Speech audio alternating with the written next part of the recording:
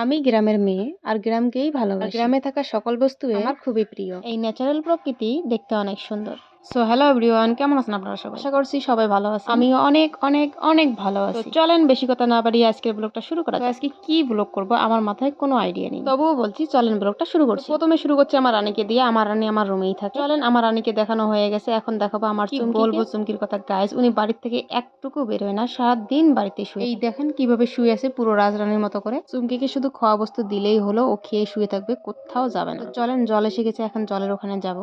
জলের ওখানে গিয়ে দেখি নানি জল ভরছে, আমাকে আর জল ভরতে হলো না। তারপর গাইস এদিকে ঘুরে দেখি মামা আর মামি ধান কাটে। মামা আর মামি বলতে রাজেশের মা আর বাবা। চলেন এখন মামি যেদিকে ধান কাটছে আমি ওইদিকে যাচ্ছি। তার আগে গেলাম আমি রাজেশের ওখানে, গিয়ে দেখি দুই ভাই বোন মিলে মোবাইল দেখছে। বলবো গাইস, এই দুই ভাই বোনকে দেখে আমারও ছোটবেলার কথা মনে পড়ে যায়, কারণ ছোটবেলায় আমরা ভাই বোনেরা এইভাবে মিলে জুলে থাকতাম। যাই হোক, রাজেশকে ডাকলাম আমাকে একটু ভিডিও করে দেওয়ার জন্য। রাজেশ ভিডিওর কথা শুনে সাথে সাথে চলে আসার পর মোবাইলের ক্যামেরা অন করে রাজেশের হাতে মোবাইল দিয়ে দিলাম। তারপর আমি মামির কাছ থেকে কাঁচি নিয়ে আমি ধান কাটতে চলে। আর মামিকে বললাম তোমরা এখন বসে একটু রেস্ট করো। তো গাইস এখন দেখাবে গ্রামের মেয়ে। আজকে আমার একটা পরীক্ষা হবে, সেটা কি জানো? গ্রামের মেয়ে গ্রামের কাজ করতে পারবে কি পারবে না। প্রথমে এক গোছ কেটে নেই আর ঠেকাটা বেঁধে নেই। ঠেকা দিচ্ছিলাম আর মামিকে জিজ্ঞেস করেছিলাম আমি ঠেকা দিতে পারবো তো, আবার খুলে যাবে না তো? মামি আমাকে বলছিল যে তুমি ধান কাটতে পারো আর ঠেকা দিতে পারো না, এটা কি হয়? এটা নিয়ে আমি আর মামি হাসাহাসি করছিলাম। তো যাই হোক, শুরু হয়ে গেছে আমার পরীক্ষা। এই পরীক্ষায় উত্তীর্ণ হবো কি হবো না আপনাদের কি মনে হচ্ছে? যাই হোক গাইস, আজকে আমার পরীক্ষায় উত্তীর্ণ হতেই হবে, কারণ আমি গ্রামের মেয়ে আর গ্রামের কাজগুলোই পাবো না, তা কি হয়? এখন দেখে নাও আমার এক্সামটা কিরকম। আমি এদিকে ফটাফট কেটে নিচ্ছি আর ওইদিকে মামা। সেদিন তো খুব রোদ ছিল গাইস, কি বলবো। অবশ্যই ধানগুলো কাটতে আমাকে খুব ভালো লাগছিল, খুব এনজয় করে কাটছিলাম। গ্রামে অনেক কিছুই আছে যেগুলো ন্যাচারাল বস্তু, দেখতে অনেক সুন্দর সুন্দর। আমি তো খুব এনজয় করে কাটছিলাম। মামি এদিকে বারবার বারণ করছিল যে হয়েছে তোর কাটা আর কাটা লাগবে না, কারণ অনেক রোদ পড়ছে। আমি তো বারণ শুনছিলাম না, কারণ আমার অনেক মজা লাগছিল ধানগুলো। যাই হোক গাইস, আমি হলাম গ্রামের মেয়ে, তাই গ্রামের যত কাজ আছে সব টুকটাক। তার মাঝে একটা কাজ আপনাদের সাথে শেয়ার করলাম। এই এক্সামে কি আমি পাশ করেছি না করিনি সেটা অবশ্যই কমেন্ট বক্সে কমেন্ট করে জানাবেন আমি পাশ করেছি কি না। গাইস অনেকে ভাবতে পারেন যে আমি ধান কাটতে বা কত দূরে চলে গেছি। বেশি দূরে আমি ধান কাটতে যাইনি। ভিডিওতে যেটা বাড়ি দেখতে পাচ্ছেন সেটাই আমাদের। কারা কারা গ্রাম থেকে দেখছেন আমার ভিডিওটা অবশ্যই কমেন্ট করে জানাবেন। এদিকে ধান কাটতে কাটতে ওদিকে একটা দাদা চলে আসছে মাশরুম। সত্যি কথা বলতে আমি মাশরুম দেখিনি খাইও নি, তাই দেখতে চলে গেছিলাম। গিয়ে দেখলাম গাইস এটা তো ব্যাঙের ছাতা। সো গাইস, ব্যাঙের সাথে দেখার পর চলে আসলাম দিদির বাড়িতে। দিদি বলতে রাজেশের ঠাকুমা। এখানে এসে রাজেশের সাথে আমি মজা করেছিলাম আর দিদি আমাকে দেখে হাসছিল, তাই আজ দিদিকেও ক্যামেরা বন্দি করলাম। রাজেশ কিন্তু শুধু রাজেশ না, ও কিন্তু আমার বিয়েই, বুঝলেন? আর এইদিকে দিদি আমাকে ইশারা করে কি বলছে বলেন? কি ইশারা করে বললো আপনারা কি কিছু বুঝতে পারলেন? মাশরুম ইশারা করে বলছে, মাশরুম এত বড় বড় হয়। তারপরে এদিকে আসি, দেখি মামি মানে রাজেশের মা ধান কাটা শুরু করে দিয়েছে। বললাম আমাকে কি আর ধান কাটতে দেবেন না? বললো তোমার আর ধান কাটতে হবে। তারপর আমি চলে গেছি দিদির কল গাছ, কারণ কলগুলো আমি চুরি করবো।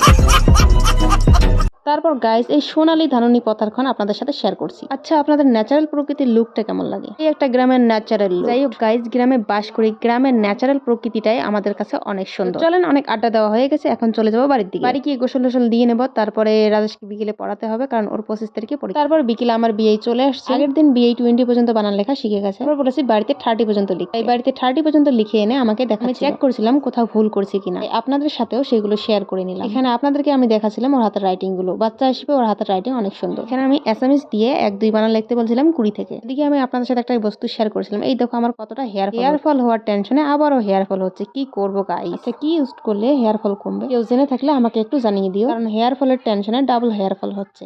এই টেনশনে আর মাথা জাগা দিচ্ছে না গাইস, টাকলা হয়ে যাবে। আর এইদিকে বিয়ে আমাকে এসএমএস এ 20 থেকে বানান লিখে দেখিয়েছে। তারপর আমি বলেছি ইংলিশে 50 থেকে বানান। আমি একটু লক্ষ্য করেছিলাম যে ও ঠিক লেখছে না ভুল লেখে। তারপর ওখানে বসে থাকতে থাকতে আমার জলপাইয়ের কথা মনে পড়ে গেল। তাই ঘরে ছিল জলপাই, নিয়ে আসলাম আর রিমিকে ডাকলাম। রিমি হলো রাজেশের বোন, ডাকলাম জলপাই খাওয়ার জন্য। আমি ট্যাঙা খেতে খুব একটা পছন্দ করি না, এটা নানির বাড়িতে আনানো হয়েছে, তার জন্য আমি খাচ্ছি। দেখো দেখো গাইস, রিমি কত মজা করে খাচ্ছে। এই আমি ক্যামেরা রিমির দিকে ঘুরিয়েছি, কি লজ্জা পেয়েছে দেখো, হাসছে আবার। আপনাদের সাথে তো শেয়ার করেছি ও 30 পর্যন্ত লিখে আমাকে দেখিয়েছে, এখন দেখো 50 পর্যন্ত লেখা শিখে গেছে। তারপর বিয়েকে বললাম হয়েছে বিয়ে, একটু রেস্ট নাও আর জলপাইগুলো খেয়ে নাও। শুনেই বিয়ের রিয়েকশন দেখো।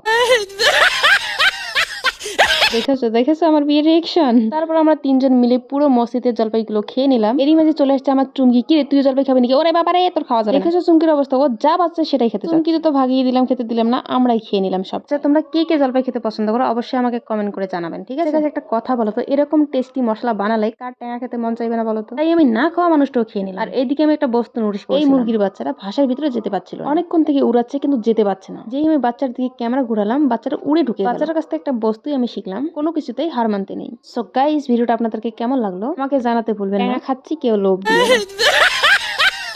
সো গাইস, আজকের মতো আমি বিদায় নিচ্ছি। যদি বাসি থাকি নেক্সট ভিডিওতে অবশ্যই দেখা হবে। টাটা।